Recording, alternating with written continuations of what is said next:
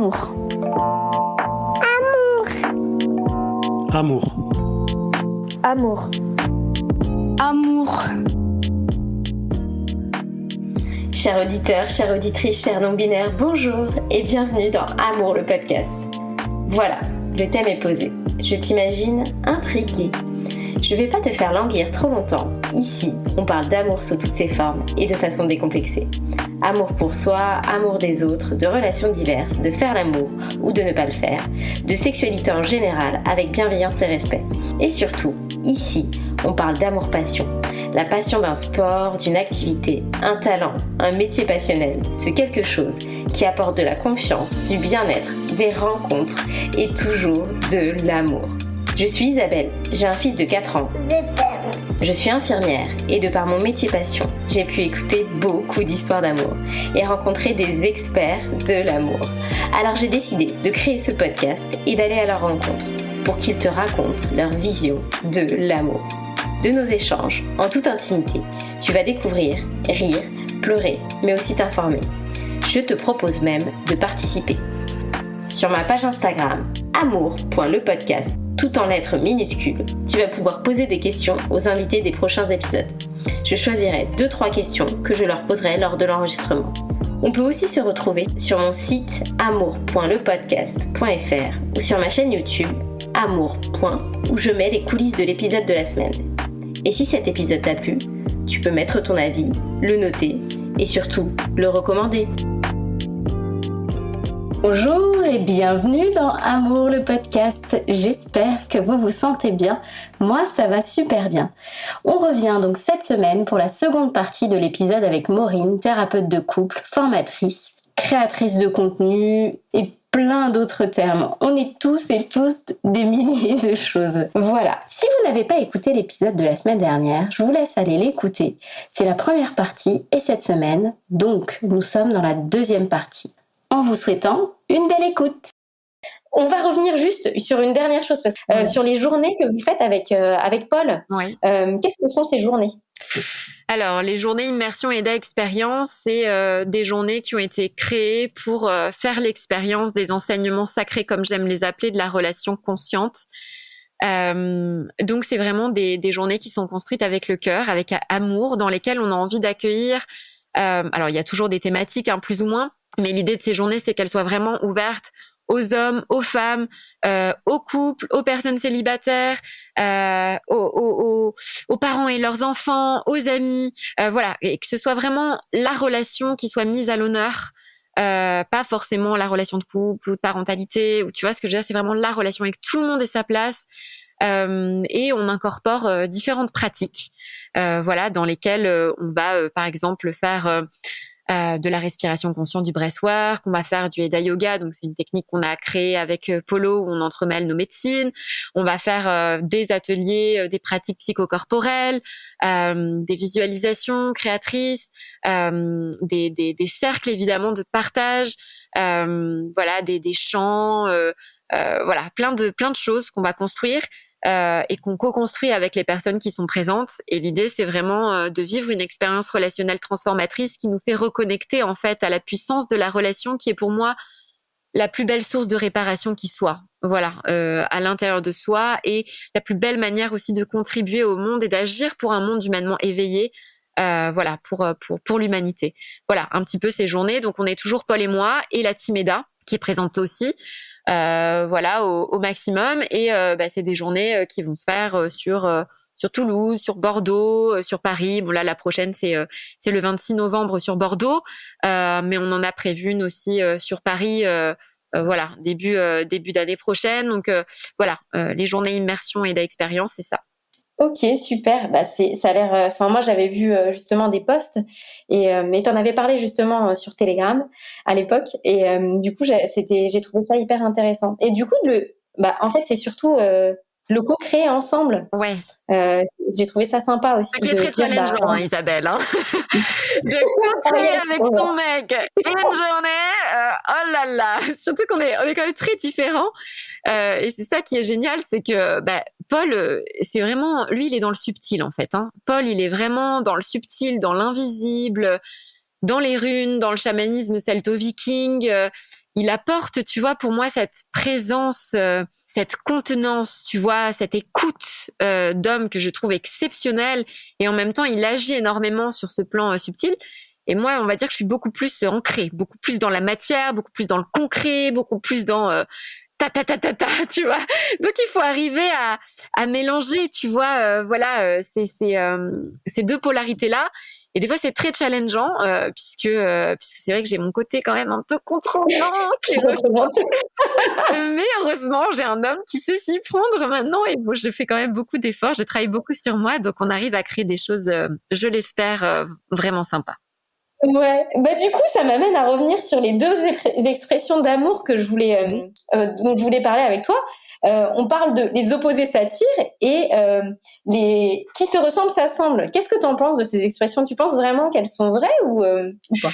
Alors, très important pour moi de démarrer avec la notion de nouveau que pour moi il n'y a pas de vérité en soi. Okay. Mais en fait dans l'amour il n'y a pas de règles. Donc moi toutes ces espèces de dictons ça me fait toujours rire parce que je me dis bah voilà, on essaye de faire d'une possibilité une réalité pour tout le monde. Donc déjà c'est la première chose que j'aurais envie de témoigner par rapport à ça. Ensuite, moi de ce que j'ai pu observer dans mon couple et dans les couples que j'accompagne et dans ce que je prône aussi, c'est que ça me paraît profondément fondamental d'être aligné sur les mêmes valeurs. Donc qui se ressemble s'assemble plus dans le but qui veut aller dans la même direction, qui partage les mêmes valeurs et qui veut contribuer au monde de la même façon, s'assemble. Voilà. C'est dans ce sens-là que je l'entends. Et là où je valide les contraires s'attirent, c'est-à-dire que si on est tout pareil, eh ben en fait on peut pas s'aider à grandir et à évoluer. Et donc à un moment donné, pour moi c'est la mission du couple allié et de la relation consciente, c'est-à-dire qu'on va se diriger vers un partenaire qui est profondément chaud là où nous on est froid et qui est profondément froid là où nous on est chaud. C'est-à-dire que cette complémentarité va nous offrir l'opportunité d'ouvrir des portes qu'on n'aurait jamais ouvertes si on n'avait pas rencontré cette personne-là. Parce que cet allié va nous demander de donner ce qui nous est le plus dur à donner. Et il n'y a que de cette manière-là qu'on va pouvoir reconnecter à des parties de nous qu'on a cachées, qu'on a reniées, qu'on a refoulées par commodité sociale, familiale, pour se donner l'opportunité de plus s'ouvrir, plus aller chercher cette complétude absolue, cette unité. Et c'est en ça que je défends cette idée que c'est une médecine à part entière. Et que, tu vois, ces deux règles, si on les met de côté, si on les sépare, elles sont fausses. Si on les mixe, elles sont fausses ou alors elles sont vraies. Enfin, en fait, ça veut rien dire faux, vrai. D'ailleurs, je suis en train de me rendre compte. Tout est vrai et tout est faux à la fois. Tu vois ce que je veux dire? Ça dépend toujours de comment tu décides de lire le truc. Oui, c'est ça. On n'a pas le savoir. On n'est pas. On a besoin de connaissances, d'apprendre. Je trouve dans tout ce que tu dis, on sent que voilà, tu remets souvent en question tout ce que tu dis, tout ce que tu vis, tout ce que tu véhicules. Et c'est ça aussi qui est important, c'est de se dire que des fois, on n'a pas la science infuse. Chaque thérapeute a sa vision. Il t'apporte aussi certaines choses, mais c'est à toi de faire ton propre chemin, ta propre vérité. Donc ouais, c'est ça. Merci pour ça. Et on va passer aux questions qu'on nous a posées. J'avais demandé à nos abonnés de poser des questions. Alors on en a eu pas mal. Et du coup, tu en as choisi 4. Alors la première question, c'est comment sait-on si on doit continuer ou tout arrêter? J'imagine que c'est dans une relation de couple. Ouais, j'ai choisi cette question parce que j'ai trouvé que c'était une question qui revenait en fait très régulièrement, même moi sur les commentaires, sur les réseaux sociaux, c'est vraiment assez fréquent, étant donné que j'essaye d'apporter beaucoup de nuances. Je suis pas quelqu'un qui va, ça peut m'arriver évidemment d'être assez, d'avoir des idées assez tranchées sur certains trucs. Mais j'ai tendance quand même à essayer de remettre en question beaucoup de choses et du coup je pense que pour certaines personnes des fois c'est challengeant et pour moi aussi d'ailleurs de se dire mais à quel moment en fait on sait qu'il faut continuer une relation ou qu'il faut arrêter. Et en fait j'ai choisi cette question parce que j'ai envie de rappeler de nouveau que je n'ai pas la réponse et c'est très important pour moi de dire que je n'ai pas la réponse et que à mon sens dans ma réalité du monde personne ne devrait l'avoir hormis celui qui pose la question. C'est-à-dire qu'il y a vraiment une invitation à reconnecter à sa responsabilité, à son pouvoir personnel. Pour moi, aucune personne extérieure à vous-même n'est censée vous dire à quel moment il faut continuer, à quel moment il faut s'arrêter, puisque ça dépend vraiment des limites de ce que vous allez poser en fait dans votre vie relationnelle. C'est-à-dire que moi, une situation de couple, il pourrait se passer certaines choses où je dirais moi c'est catégorique, c'est terminé, j'arrête. Et il y a quelqu'un d'autre pour qui ce serait, moi je continue. Mais qui je suis pour dire que c'est pas juste qu'elle continue? Et qui elle est pour me dire que c'est pas juste que j'arrête? Vous voyez, donc c'est vraiment cette notion-là. Enfin là, je m'adresse vraiment à tes auditeurs, à ceux qui vont nous écouter. Voilà, vraiment une invitation à se déculpabiliser, parce que je crois que c'est ça, en fait, pour moi, quand on descend les escaliers, quand je lis ces messages ou ces commentaires, je sens une pression de culpabilité de ces gens qui ont la sensation que leur entourage, leur famille, leur ami leur dit « mais t'es complètement taré, mais tu devrais pas, mais arrête, mais tu te fais du mal, mais tu t'autoflagelles, patati patata ». Et ces gens-là se disent « mais attends, mais c'est pas normal, mais c'est pas normal ». Et en fait, pour moi, soit ils ont peut-être dépassé certaines limites, mais ils ont pas dépassé, apparemment, ils ont pas franchi les limites du stop. Et on en a tous, hein, au bout d'un moment. Et je vais te dire, l'humain est un peu con sur les bords, et je m'inclus complètement dedans, hein. C'est-à-dire qu'on a besoin d'en chier notre race, clairement. On a besoin de souffrir, de prendre un grand mur dans la gueule pour se dire, bon ben là, apparemment, c'est une limite infranchissable. Apparemment, je ne peux pas traverser le mur. Non, ça ne passe pas. J'ai les bras cassés, la tête pétée. Voilà, j'ai peut-être compris la leçon, tu vois. Et donc c'est vraiment cette idée-là. Et il y en a qui vont chercher à à dépasser ce mur. Et c'est ok. Et chacun met son mur, un peu plus loin, un peu plus près. Donc voilà. Pour moi, ça me paraissait important de rappeler que il y a pas de réponse à cette question, hormis celle de votre cœur, en fait. C'est ça. En fait, moi, j'aurais juste envie de rajouter, écoutez-vous, en fait. C'est pas, on n'a pas, enfin, moi, c'était ma première idée quand j'ai lu cette question, c'était écoutez-vous. Bon, je suis pas thérapeute, mais tu apprendras toujours. Tu vois, c'est-à-dire que même les fois où tu dépasses tes limites, moi, il y a plein de fois dans ma vie où, par amour, j'ai littéralement dépassé mes limites. Et ben, j'ai appris quelles étaient mes limites. J'ai appris de me dire, ok, ben là, en fait, là, t'as dépassé une limite. Donc, ça veut dire que là, il y a une limite qui existe. Tu vois? Donc, en tous les cas, tu apprends. En fait. C'est ça. Ouais. Du coup, première question. La seconde, c'est quoi la frontière entre blessure à nettoyer qui s'exprime et pervers narcissique? Oui, alors j'ai choisi cette question, bon, bien que je suis pas tout à fait certaine de comprendre la question en soi, de la manière dont elle a tourné, mais ça m'a donné envie de faire une proposition de réponse parce que c'est de nouveau quelque chose qui revient assez bien. Comment je sais que je connecte à des blessures archaïques de l'enfance et que du coup la souffrance que j'éprouve est liée à un processus naturel de l'ordre de la réparation de la relation, ou que je suis réellement face à une situation relationnelle, face à quelqu'un qui a pour moi une pathologie avérée. Parce que pour moi le pervers narcissique, contrairement aux idées reçues plus ou moins qu'on voit un peu partout sur les réseaux sociaux, parce que ça y est, pervers narcissique, c'est employé à tout va, c'est quand même un terme qui est très galvaudé. Dès qu'une personne nous rentre un peu dedans ou emploie des stratégies un petit peu de manipulation sociale, ce qu'on a tous tendance à utiliser, on manipule tous un peu, hein, faut pas se leurrer. On est tous un peu dans la séduction, faut pas se leurrer non plus. Dès qu'on est face à ce profil-là, c'est un pervers narcissique ou c'est une pervers narcissique. On va beaucoup trop vite en besogne. Un pervers narcissique ou une pervers narcissique, enfin une personnalité narcissique, pour moi, ça rentre dans la catégorie des sociopathes. Et ce sont des gens qui ont un fonctionnement très clair, qu'on peut reconnaître. Ce sont des gens qui agissent par paradoxalité, par induction, par culpabilité, par pression. Ce sont des gens qui fonctionnent au travers de l'emprise. C'est des gens qui sont réellement dans un délire victimaire. Et c'est ça qu'il faut comprendre. Pour moi, hein, dans ma représentation du monde, le narcisse n'a pas conscience de ses troubles. Donc déjà, ça, c'est très important.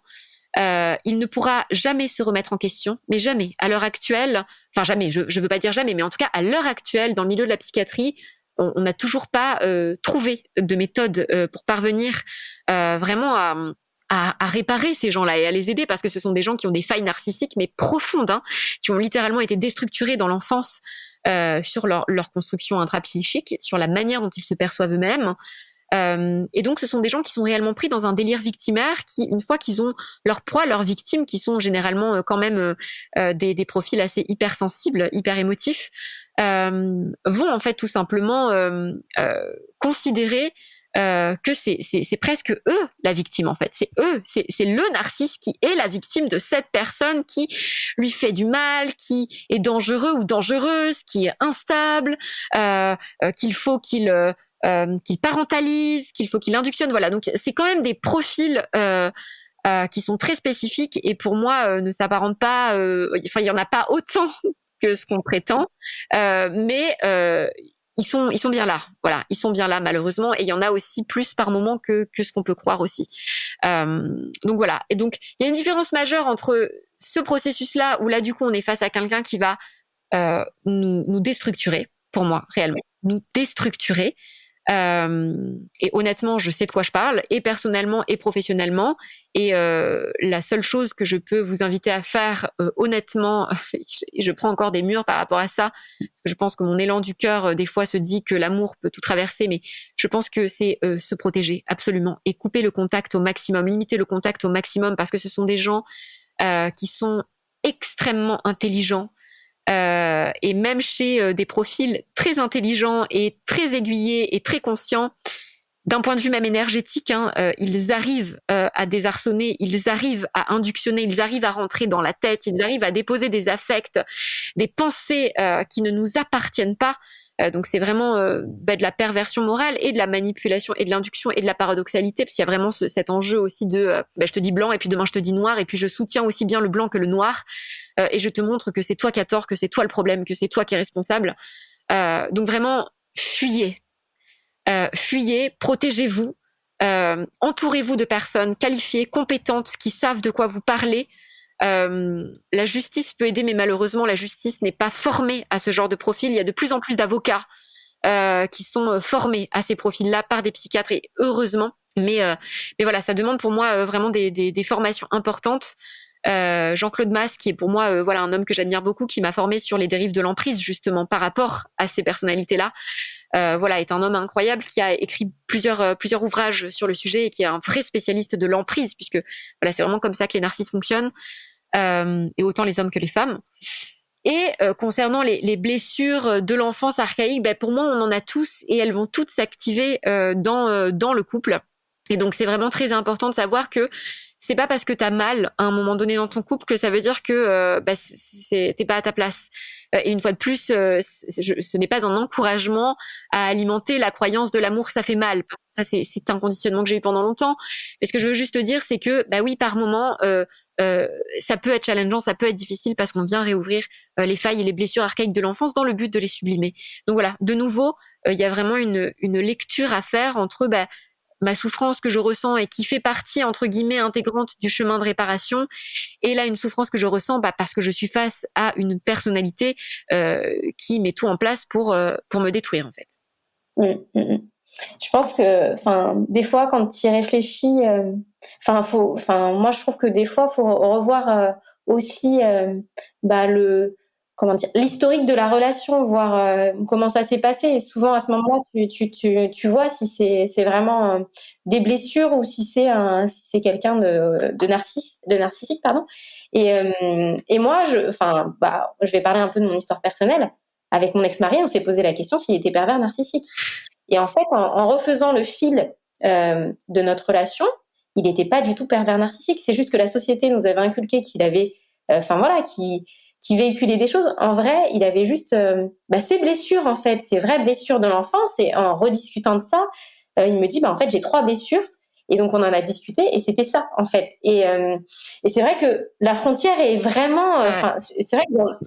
Je vais te dire, Isabelle, quelqu'un qui se demande s'il est pervers narcissique, alors là, il est à 10 000... Il y a 10 000 de l'aide, d'accord. Donc, on s'est demandé s'il n'était pas pervers narcissique. Ok, alors tu sais que non. Mais c'est pas ça. En fait, c'est que j'avais une thérapeute, alors je l'avoue, c'était ma thérapeute qui m'avait dit, vous n'avez pas pensé qu'il était pervers narcissique. Mais voilà, mais ça c'est terrible, c'est terrible. Et c'était ça, en fait, qui nous a mis dans le doute à cette époque-là, parce que je me suis dit, mais si, possiblement, et du coup, je lui en ai parlé, et lui, il me dit, mais je me suis posé la question, et c'est là que tu te dis, il y a un souci. Bon, j'ai changé de thérapeute, j'ai fait que 2-3 séances, je crois, avec elle. Et en fait, je me suis dit, en fait, elle avait fait revivre son histoire personnelle, en fait. Je me suis rendu compte parce qu'elle m'avait raconté, du coup, qu'elle avait rencontré un pervers narcissique. Et voilà. Et c'est qu'en fait, bah ouais, si tu te poses la question des fois, enfin, si lui s'est posé la question, à un moment, je me suis dit, mais non, mais en fait, s'il se pose la question, c'est qu'il l'est pas. Et puis, des fois, t'as les histoires de tes amis aussi qui reviennent. Bien sûr. Et voilà. Et donc, oui, c'est la société qui nous, enfin, en ce moment, c'est vrai qu'il y a une grosse période là où on parlait des pervers narcissiques. Avec les Enfin, hypersensibles, énormément. Avec la montée en puissance des hypersensibles, ça a libéré aussi la parole sur les pervers narcissiques. Donc, voilà. Bon, on s'est séparés, mais à un moment, enfin, voilà, quand tu travailles beaucoup sur ton couple en te disant, est-ce que tu veux vraiment continuer? On s'est posé cette question. Donc, voilà. Passons à la troisième question. Se remettons de la trahison / confiance un jour, et est-ce que mentir / tromper un jour, c'est mentir, tromper toujours? Alors, heureusement qu'on peut se remettre du mensonge et de la trahison. Sinon, ce serait sacrément la merde dans les couples. Et évidemment que pour moi, mentir un jour, tromper un jour, ce n'est pas tromper toujours. Enfin, je crois pas du tout cette idée-là. C'est comme l'idée que, je sais plus, j'avais entendu une phrase comme ça, un dicton comme ça, de se remettre avec son ex, c'est un peu récurer les toilettes, tu vois, enfin, ou sortir les ordures ménagères, quoi, un truc comme ça. Je suis tellement pas d'accord, parce qu'une fois de plus, c'est des visions, à mon sens, qui sont tellement arrêtées et qui pètent complètement la possibilité d'évoluer et de grandir, tu vois, et de faire différemment.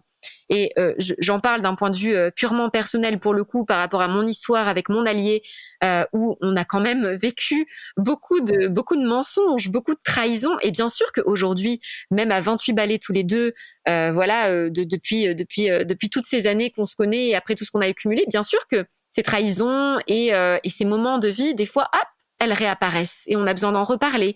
Ou alors il y a quelque chose qui se réactive, il y a une blessure qui se réactive, on se dit putain, mais tu vois, ça me fait penser à tel moment et c'est pas facile. Et voilà, parce que c'est un chemin. Et je pense vraiment il y a certaines trahisons que j'ai littéralement pardonnées, que lui aussi de mon côté, il m'a littéralement pardonné, dont on ne reparle même plus, ou quand on en reparle, c'est complètement ok, parce qu'on sent que c'est vraiment dépassé, c'est ok, c'est accepté.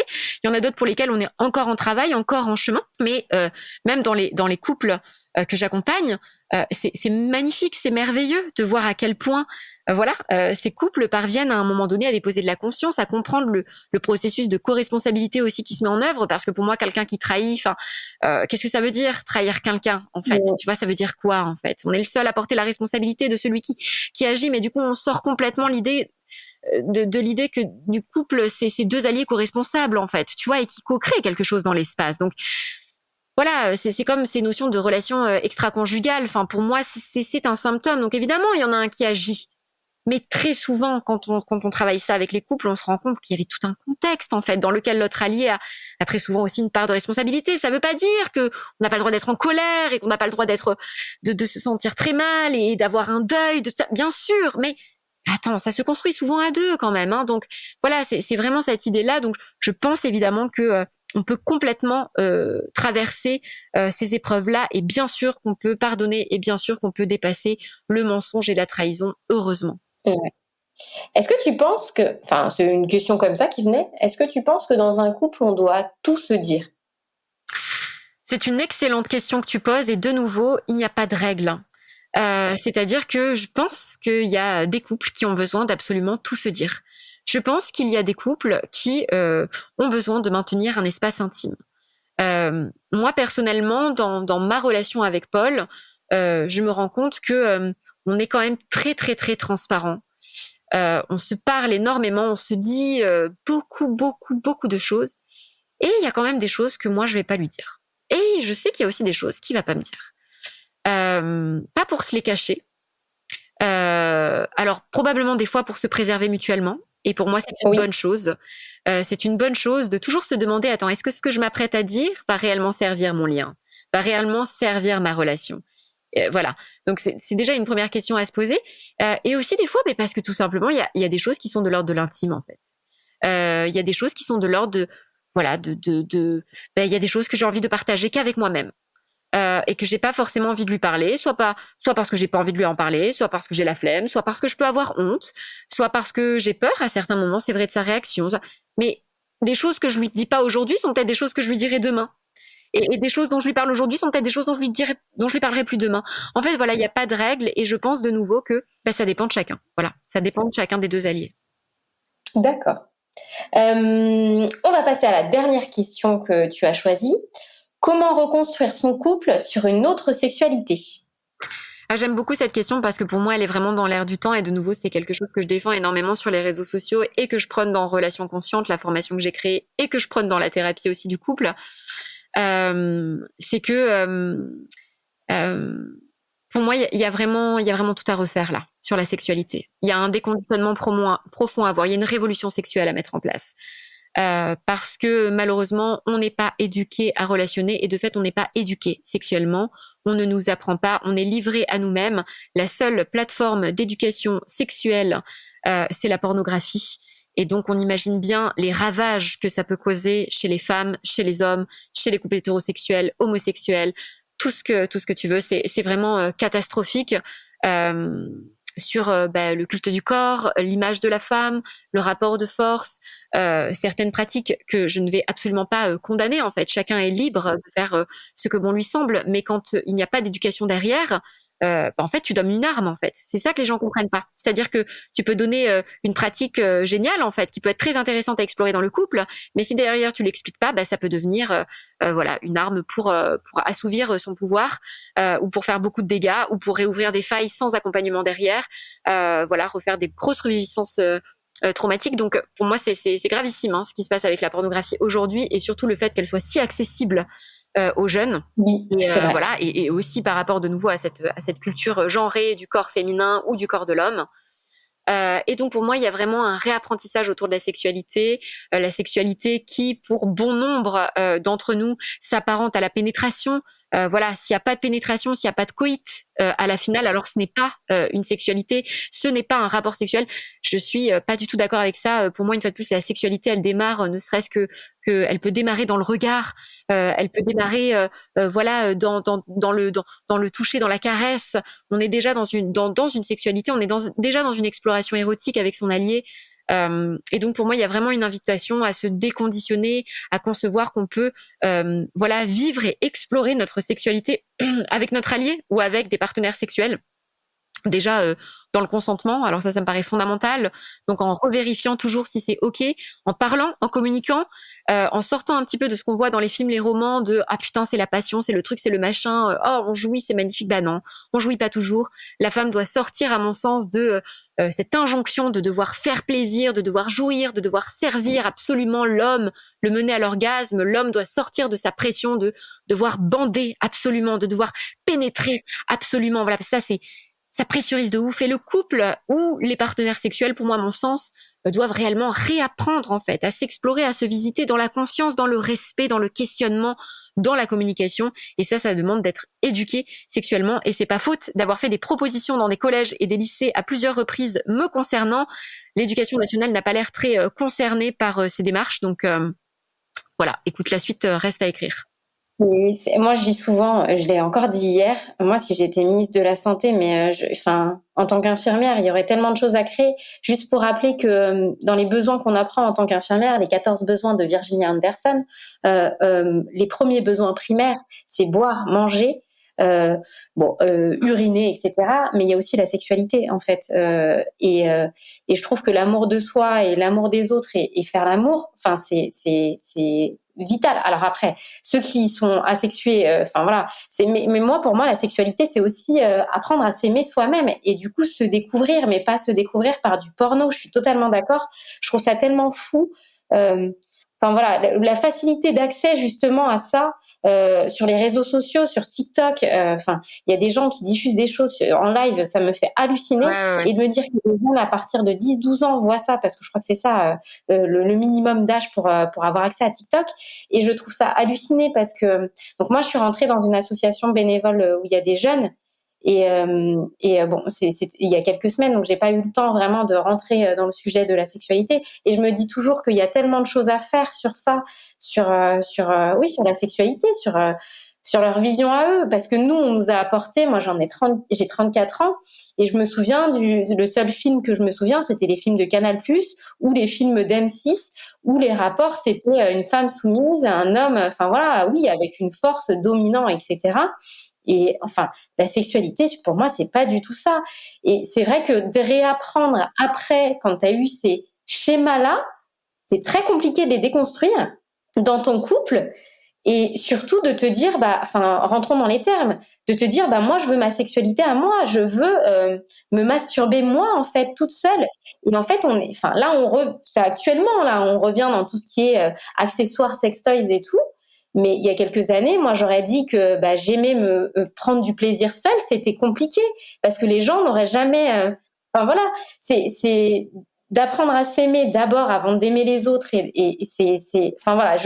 un ensemble de choses et je reviendrai j'ai des sexologues que je dois interviewer, mais c'est vrai que c'est comment reconstruire son couple dans une autre sexualité, sur une autre sexualité, mais c'est une vraie éducation en fait. Ouais. Et c'est vrai que moi ça m'interloque que le ministère de l'Éducation ne s'interroge pas sur leur façon de faire aussi, parce que quand tu te souviens de tes cours à l'école d'éducation sexuelle, franchement, il y en a certains, c'était hallucinant. C'était, on est tous en groupe, filles, garçons.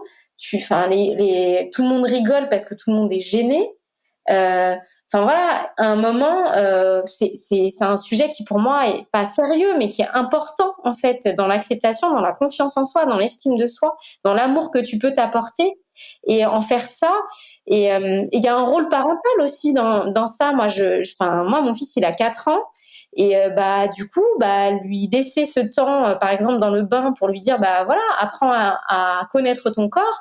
Et puis des livres aussi, il existe des livres maintenant pour ça, Corps, sexualité et amour. Il est génial ce livre où je lui ai montré des images et il m'a fait trop rire quand il a vu le clitoris et qu'il m'a dit c'est un petit cœur. Oui, en fait. C'est pas que c'est un peu tôt, mais je me dis qu'il y a des choses qu'il faut qu'il apprenne. Le consentement aussi. Quand il me dit un tel j'ai voulu lui faire un bisou et est-ce que tu l'as forcé? Non. Tu lui expliques le consentement. Et tout ça, c'est des apports à nous en tant que parents.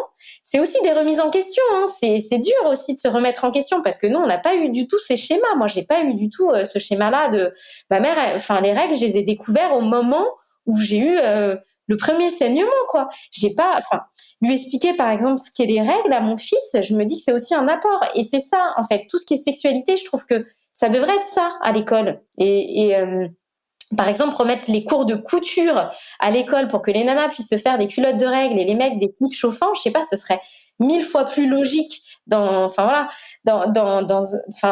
je pourrais en parler des heures parce que, vraiment, l'éducation sexuelle, je trouve ça tellement important et c'est tellement minime que du coup à nous en tant que parents malheureusement d'en faire en partie et puis de revoir aussi ce qui a été inculqué à l'école parce que des fois c'est pas forcément très très bien inculqué. Et je reviens aussi sur une autre chose, c'est que quand les patients sont hospitalisés, tu vois, en psychiatrie, plusieurs fois les patients ont été virés parce qu'ils ont eu des rapports entre eux qu'ils ont découvert. Et moi, ça m'a fait halluciner. Je disais à un soignant, je dis mais pourquoi vous mettez pas, des préservatifs? Il me dit ouais, mais ça deviendrait un bésodrome. Mais peut-être pas, en fait. Ça deviendrait juste quelque chose de naturel. Des gens sont hospitalisés pendant 2-3 mois et on leur dit prenez soin de vous, mais pas de cette façon-là, en fait. Vous pouvez prendre soin de vous, mais pas de cette façon-là. C'est les incohérences du système, de toute façon, tu vois. De quoi? C'est les incohérences du système, en fait, de toute façon. C'est prenez soin de vous, mais surtout pas trop, parce qu'il faut rester bien malléable. donc je suis complètement d'accord avec toi. Et tu parlais des 14 besoins fondamentaux de Virginia Anderson qui me paraissent très, très loin maintenant. Je remets en question un peu, pas ces besoins-là fondamentalement, ni la pyramide de Maslow, mais pour moi, avant même de boire, de manger, d'uriner, de tout ce que tu veux, en fait, il y a aimer et il y a être aimé, voilà. Ça, pour moi, c'est le besoin fondamental, voilà. Fondamental, oui, tu as totalement raison. Mais c'est juste que je revenais là-dessus, oui, pour ça. Mais voilà, du coup, il y aurait plein de choses à dire sur la sexualité. J'ai trouvé que tu as bien fait de choisir cette question parce que je trouve que c'est hyper important. Et moi, j'avais une patiente, par exemple, juste pour une petite anecdote, j'avais une patiente, elle avait fait une crise d'angoisse et elle m'appelle et j'avais repéré qu'elle avait un sextoy dans sa chambre. Et du coup, je lui dis qu'est-ce que vous avez fait? Quelles ressources vous avez utilisées?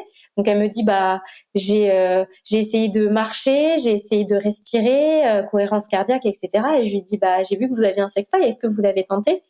Elle me dit mais je savais pas que vous l'aviez vu, je suis désolée. Je lui dis mais en fait il y a pas à être désolée. Et du coup je lui dis mais est-ce que vous l'avez fait du coup? Elle m'a dit oui. Et elle me dit ça a pas fonctionné. Et donc on a rigolé. Et je dis bon, au moins vous aurez tout tenté entre guillemets. Je vais vous aider. Enfin, je vais essayer de vous aider à ma manière. Mais voilà, c'est juste. Enfin voilà, il y a des choses où pour moi ce serait logique de réapprendre aux gens. Et moi, souvent en psychiatrie, je parlais aussi parce que je trouve que on est vachement dans le côté soignant. Enfin voilà, la barrière du côté soignant et côté patient. Et je parlais aussi un peu de mon histoire personnelle et je leur disais, est-ce que par exemple vous avez essayé de vous regarder juste dans le miroir, vous, enfin juste dans les yeux, et regarder votre corps aussi. Et je trouve que c'est important aussi pour la sexualité, pour apprendre à s'aimer, de se regarder et de regarder l'autre, de se regarder, mais vraiment dans le blanc des yeux, quoi. Bien sûr.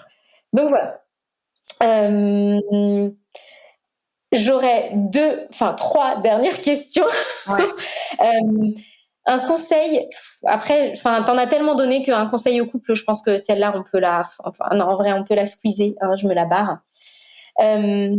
Si tu rencontrais le président de la République aujourd'hui, qu'est-ce que tu aurais à lui dire sur la relation de couple? Ça, c'est pareil, en fait. Tu as parlé d'amour et de besoin, mais qu'est-ce que tu pourrais lui dire sur ça, sur l'apport que toi, tu pourrais avoir en tant que thérapeute sur le couple? C'est une question très intéressante, mais pour moi, en fait, c'est vraiment une question sociétale, en fait, finalement. Pour moi, le couple, je le vois comme une base inspirationnelle pour notre société. Comme je l'ai dit, c'est un lieu, à mon sens, de partage, d'équilibre, de déséquilibre, de réparation, de nettoyage, d'humilité, de co-création, d'introspection, de remise en question, d'insécurité revisitée, pour y déposer de l'amour, en fait. C'est vraiment un lieu de manifestation, de connexion et d'exploration. Et du coup, je vois vraiment les choses comme du couple naît des enfants, ça forme une famille. Cette famille qui grandit et qui forme des citoyens, ça forme plein de familles avec une société en fait à la clé. Et ces enfants qui grandissent deviennent un jour des adultes qui eux-mêmes reforment un couple. Donc si j'apprends à servir la relation au sein de mon couple, dans cet espace où les émotions et les blessures de l'enfance sont reines, faut juste imaginer comment je pourrais merveilleusement transférer tous ces enseignements dans ma manière d'être avec mes enfants, avec mes parents, avec mes amis, avec mes collègues de boulot, avec mon voisin du coin. Tu vois ce que je veux dire? Donc je crois que l'une des choses que je demanderais au président de la République, ce serait de faire de l'éducation relationnelle et sexuelle une priorité dans les écoles. Très beau, mais je suis totalement d'accord. Et donc ma dernière question, qui est, je trouve, centrale et assez importante. Aujourd'hui, Maureen, est-ce que tu t'aimes? C'est une super question. Aujourd'hui, est-ce que je m'aime? Je dirais que oui. Je dirais que oui. Je dirais que contrairement à une époque où je me suis énormément détestée, aujourd'hui, j'arrive à me parler, j'arrive à me pardonner quand j'ai la sensation de pas faire ce que j'aurais voulu faire de la bonne manière. J'arrive à lâcher ce perfectionnisme chronique que j'avais quand même jusqu'à présent. J'arrive à me parler avec douceur, j'arrive à être indulgente, j'arrive à me respecter. J'arrive de plus en plus à être une mère pour moi-même. J'y arrive pas toujours. Il y a évidemment des fois où je me casse la gueule. Il y a des fois où je me parle pas gentiment. Il y a des fois où je rumine. Il y a des fois où je regarde ce que j'aurais pu mieux faire plutôt que de me dire c'est déjà bien ce que t'as fait. Voilà, il y a des fois où je suis un peu encore dure avec moi-même, c'est vrai, mais j'ai quand même la sensation que de là où je viens, j'ai fait un travail énorme en fait de réappropriation de ma personne, où j'ai vraiment appris à déposer de l'amour en la petite fille que j'avais été, en l'adolescente que j'avais été, en l'adulte que je suis, en la mère que je suis, et j'apprends encore tous les jours. Tu vois, j'ai encore vécu un événement là il y a quelques jours où j'aurais pu vraiment cristalliser sur le truc et ruminer, me dire putain mais quelle conne. Et c'est ce que j'ai commencé par faire parce que j'avais du mal à comprendre le sens de cette expérience relationnelle que j'avais vécue alors que j'étais préparée à ça. Et en fait, j'ai réalisé après que la vie, de nouveau, m'envoyait l'opportunité de me choisir moi. Et que là, je m'étais pas choisie à ce moment-là. Et que c'est pour ça que j'avais pris un mur dans la gueule. Et du coup, c'était génial parce que j'étais capable de prendre conscience que c'était ça. C'était moi qui devais passer avant tout. Et quand je dis moi, je l'oppose pas du tout à mon couple. Voilà. Oui. Ça, c'est vraiment important de le rementionner puisque je je défends vraiment cette idée de servir la relation. Mais voilà, en tout cas, je pense vraiment que je me sens chaque jour un peu plus de mieux en mieux avec moi-même et que j'apprécie énormément la femme que je suis devenue et que j'ai par contre énormément de respect et d'admiration pour la petite fille. Voilà, de là où elle vient et pour de ce qu'elle en a fait. Bah super, c'est vrai que de repenser à son passé, c'est toujours salvateur, je trouve, de se dire ouais, bah j'ai traversé ça en fait. Donc merci Maureen, merci pour tout ça. Merci à toi. J'ai adoré cette interview et en fait je pense que ça a remis, je pense qu'en le réécoutant pour le montage, ça a remis en question beaucoup de choses pour moi personnellement et j'ai plein de petites pensées. Donc merci pour tout ça, merci pour tout cet apport et du coup je vous dis à très bientôt. Amour, Isa. Amour. Amour. Amour. Amour. Amour. Amour.